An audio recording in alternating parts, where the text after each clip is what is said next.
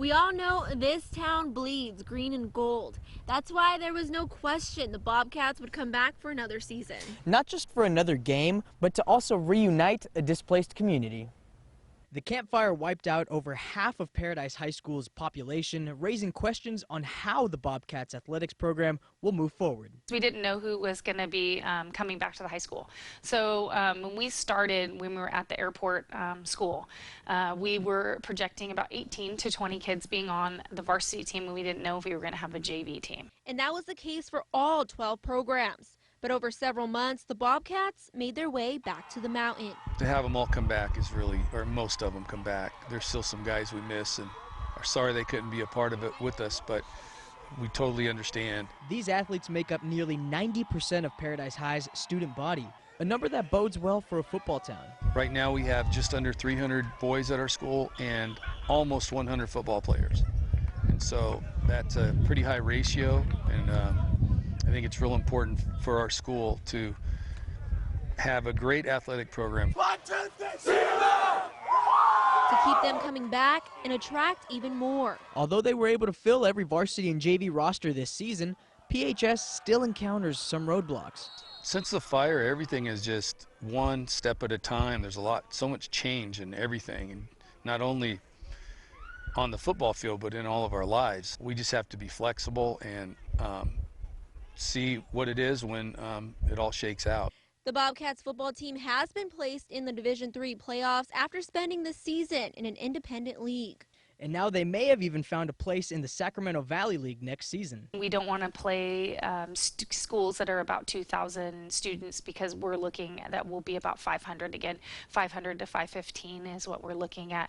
Our senior class is the largest, and when they leave, the 8th graders that are going to be freshmen is a smaller class. Which impacts Paradise High's funding and hinders their ability to rebuild what was lost and damaged in the campfire.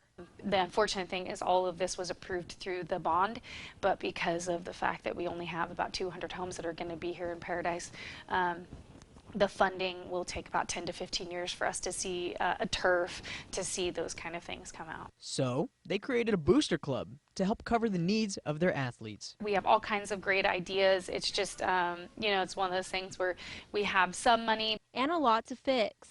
And they're just trying to figure out what we can do in the best way of us to use that money.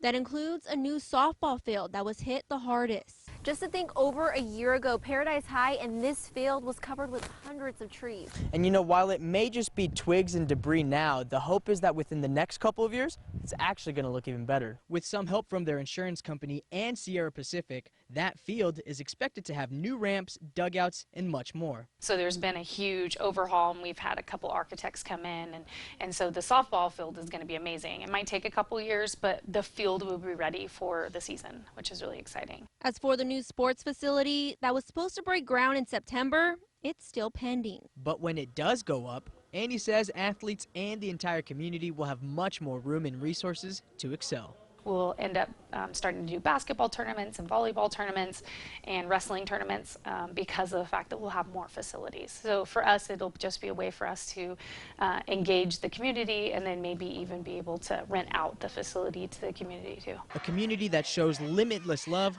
for their Bobcats. We're a family. We connect at any part of time. I mean, the fact that we've had the power out and there's people here all the time hanging out, it's just one of those things where you know that the high school is the heart of the community. And the community has this program's heart. I'd just like to say how much we appreciate the support of everyone and all the positive comments. It's really great, and I think it's doing great for our school. The Bobcats also eventually hope to introduce sports like field hockey, lacrosse, and boys volleyball into their program. And hopefully bring back snow sports like ski and snowboarding. For now, I'm Vanessa Romo. And I'm Brandon Benitez. Action News Now.